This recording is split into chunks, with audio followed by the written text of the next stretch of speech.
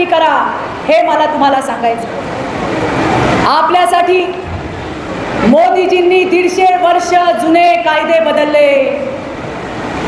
बलात्कार झाला एखाद्या बाईवर, एखाद्या लहान मुलीवर, आपला जीव कापून निघतो का नाही? झोपल्या तुम्ही? झोपल्या का? मग आता कोण बोलणार माझ्याशी? मला सांगा, बलात्काराच्या घटना होतात आणि आपण ऐकतो, त्यावेळेला आपला जीव कापून निघतो का नाही? बलात्कार त्या बाईच्या मर्जीने होतो का? तिच्यावर जबरदस्ती केली जाते। मैत्रिणींनो, बलात्कार फक्त बाईच्या शरीरावर होत नाही, तिच्या जीवावर तिच्या जीवनावर होतो, तिच्या परिवारावर होतो।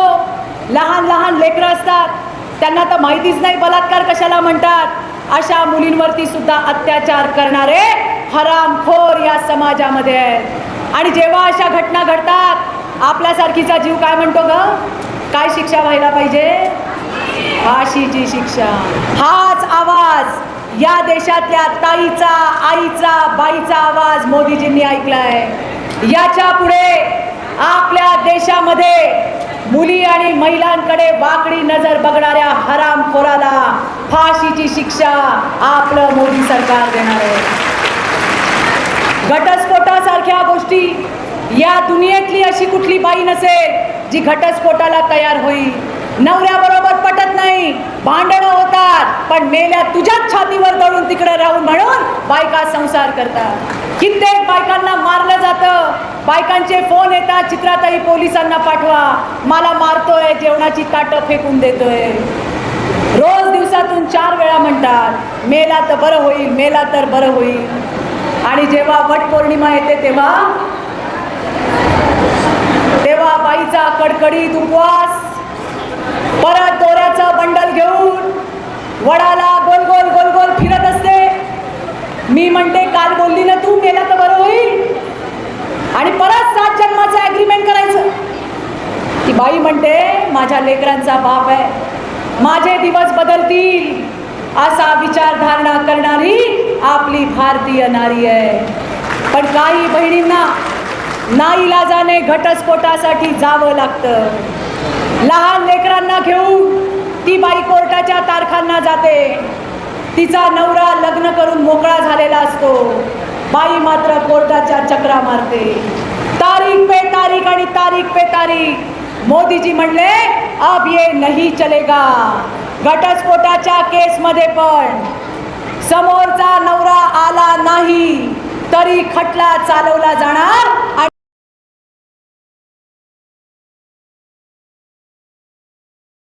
27 तारखेला राहुल गांधी आणि काँग्रेसने सांगितलं, नीट ऐका मैत्रिणींनो, नीट ऐका, त्यांनी सांगितलंय आमचं सरकार आल्यानंतर, म्हणजे कोणाचं? काँग्रेसचं, तुम्ही मेल्यानंतर, म्हणजे तुम्ही आयुष्यभर आपण कष्ट करतो, कशासाठी करतो ग?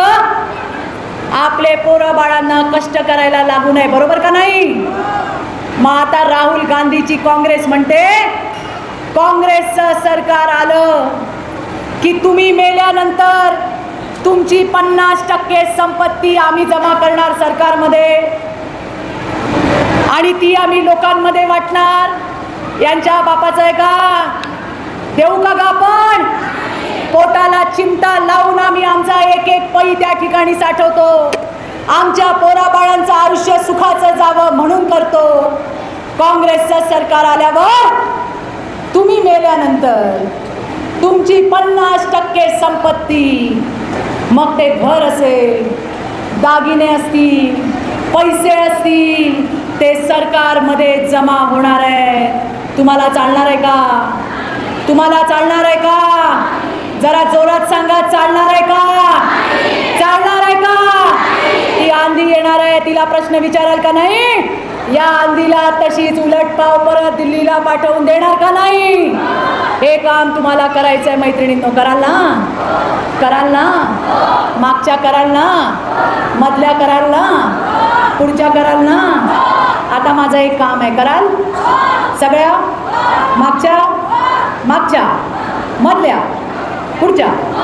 लक्ष ठेवायचं आहे, लक्ष। ठेवाल का? ठेवाल? कोणावर? नवऱ्यावर? ठेवाल का नाही?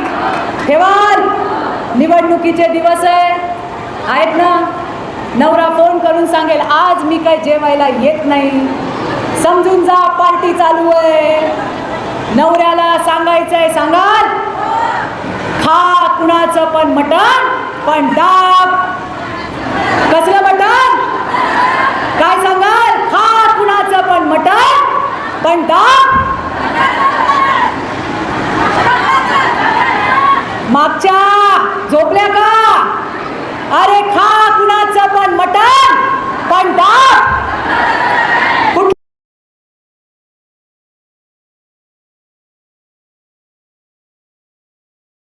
27 तारखेला राहुल गांधी आणि काँग्रेसने सांगितलं, नीट ऐका मैत्रिणींनो, नीट ऐका. त्यांनी सांगितलंय आमचं सरकार आल्यानंतर, म्हणजे कोणाचं? काँग्रेसचं. तुम्ही मेल्यानंतर, म्हणजे तुम्ही आयुष्यभर आपण कष्ट करतो. कशासाठी करतो ग? आपले पोरं बाळांना कष्ट करायला लागू नये, बरोबर का नाही? मग आता राहुल गांधीची काँग्रेस म्हणते, काँग्रेसचं सरकार आलं की तुम्ही मेल्यानंतर तुमची 50% संपत्ती आम्ही जमा करणार सरकारमध्ये आणि ती आम्ही लोकांमध्ये वाटणार. यांच्या बापाचं आहे का? देऊ का आपण? पोटाला चिमटा लावून आम्ही आमचा एक एक पै त्या ठिकाणी साठवतो. आमच्या पोराबाळांचं आयुष्य सुखाचं जावं म्हणून करतो. काँग्रेसचं सरकार आल्यावर तुम्ही मेल्यानंतर तुमची 50% संपत्ती, मग ते घर असेल, दागिने असतील, पैसे असतील, ते सरकारमध्ये जमा होणार आहे. तुम्हाला चालणार आहे का? तुम्हाला चालणार आहे का? जरा जोरात सांगा, चालणार आहे का? चालणार आहे का? ती आंधी येणार आहे, तिला प्रश्न विचाराल का नाही? या आंधीला तशीच उलट पाव परत दिल्लीला पाठवून देणार का नाही? हे काम तुम्हाला करायचंय मैत्रिणींनो. कराल ना? कराल ना? मागच्या कराल ना? मधल्या कराल ना? पुढच्या कराल ना? आता माझं एक काम आहे, कराल सगळ्या? मागच्या, मागच्या, मधल्या, पुढच्या. लक्ष ठेवायचंय, लक्ष. ठेवाल का? ठेवाल? कोणावर? नवऱ्यावर? ठेवाल का नाही? ठेवाल? निवडणुकीचे दिवस आहेत ना. नवरा फोन करून सांगेल आज मी काय जेवायला येत नाही, समजून जा पार्टी चालू आहे. नवऱ्याला सांगायचंय, सांगाल खा कुणाचं पण मटण, पण दाब. कसलं मटण? काय सांग?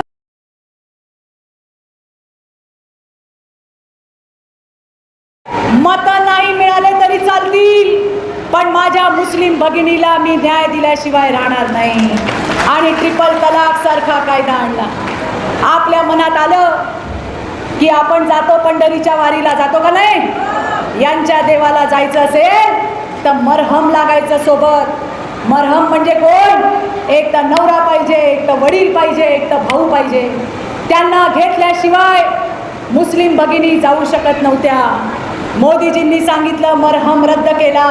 आता त्या सुद्धा सगळ्या महिला मिळून त्यांच्या देवाला जातात. चांगलं केलं का वाईट केलं? चांगलं केलं का वाईट केलं? अरे मोदींनी धान्य दिलं काय फक्त हिंदुताईला दिलं, मुस्लिमला नाही दिलं? इंजेक्शन आपल्याला दिलं, तिला नाही दिलं? आपल्याला संडास दिला, तिला नाही दिला?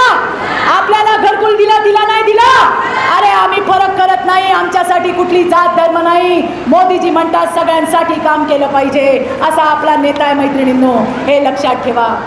मला आज मायनॉरिटीच्या माझ्या भगिनींना सांगायचं, आमच्यापेक्षा जास्त मोदीजींनी तुमच्यासाठी केलंय. आज मुस्लिम भगिनी, तिची मुलगी ग्रॅज्युएट झाली तर तिच्या खात्यामध्ये 51,000 रुपये टाकायचं काम मोदीजी करतात. शादी शगुन योजना. अरे लढवायचं काम केलं, त्यांच्यासाठी काय करायचं काम केलं नाही. रोज सांगतात संविधान बदलणार, रोज सांगतात मोदीजी संविधान बदलणार. मैत्रिणींनो, कुणाचा बाप जरी आला तरी महामानव डॉक्टर बाबासाहेबांचं संविधान कोणी बदलू शकत नाही, लक्षात ठेवा. आणि या संविधानावर चालणारे मोदी सरकार आहे. आणि जे काँग्रेस तुम्हाला सांगते की भारतीय जनता पार्टी मोदीजी संविधान बदलणार आहे, त्यांनी आतापर्यंत 80 वेळा संविधान बदलले.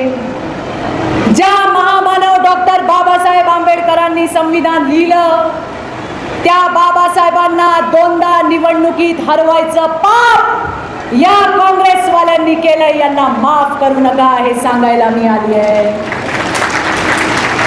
बाकी सब दुपारी आला काय सांगायचंय, दुपारी खा कुणाचं पण मटण पण दाब परत येईल रात्री. झोपायच्या आधी कानात फुका नरेंद्र मोदी और बाकी सब लक्षात राहील. मतदान किती तारखेला आहे, किती तारखेला, आपली निशाणी काय, 7 तारखेला जाल. नवऱ्याला सोबतच घेऊन जा. त्याच्या डोक्यात जरी असेल मटण तो बघेल कमळाचं बटन. अशा पद्धतीने मोठ्या संख्येने नरेंद्र मोदींचे हात बळकट करायला आपल्याला सुधाकर भाऊला पाठवायचंय. जाताना एकच सांगते, नरेंद्र मोदी या देशाचे प्रधानमंत्री होणं ही त्यांची गरज नाही. नरेंद्र मोदी प्रधानमंत्री झाले पाहिजे ही आपली गरज आहे मैत्रिणींनो, आपली गरज आहे. 2 हात वर करून नारे द्याल का, द्याल का, द्याल का, द्याल का, जोरात द्याल का. देश का नेता कैसा हो नंबर पण टाकायचा. ज्याला तुम्ही केलेले पदार्थ आवडतात ते लोक तुम्हाला ऑर्डर देणार, त्याचे पैसे आधी खात्यात जमा होणार आणि मग तुमचा माल विकला जाणार. एक तुम्हाला छोटीशी गोष्ट सांगते. नवरा बायको असतात, बायको जीव तोडून नवऱ्यासाठी स्वयंपाक करत असते. रोज काय काय बनवते, 2-2 तास खपून काम करते. आणि नवरा जेवायला बसला की त्याला विचारते स्वयंपाक कसा झाला. तो म्हणतो चांगला झालाय, बरा झालाय. तिला खूप वाईट वाटतं. 2 तास खपून मी एवढा पदार्थ केला, पण नवरा काय आपल्याला दाद द्यायला तयार नाही. नवरा पण एक दिवस विचार करतो की आज मी माझ्या बायकोचं मनापासून कौतुक करणार आहे. गेले कित्येक दिवस ती मला विचारते भाजी कशी झाली आणि भाजी कशी झाली. जेवायला बसतो, पहिलाच घास घेतो. त्याने ठरवलेलं आहे की आज बायकोची काय करायची आहे, स्तुती करायची आहे. पहिला घास घेतो, म्हणतो वा काय भाजी झाली आहे, अशी तर मी भाजी. शरद पवारांना आणि या काँग्रेसला मोदी नको. मोदींना विरोध करतात. ते म्हणतात मोदी हिटलर आहे, मोदी हुकुमशाह आहे का ग. अरे यांना मोदी का नको, कारण मोदीजींचा मंत्र आहे. देशामध्ये सुद्धा सगळे भ्रष्टाचारी एकत्र झाले. दारूचा घोटाळा करणारा केजरीवाल, चाऱ्याचा घोटाळा करणारा लालू यादव, जमिनीचा घोटाळा करणारा हेमंत सोरेन आणि असे घोटाळेबाज लोक आहेत. हे म्हणतात आम्हाला मोदी नको.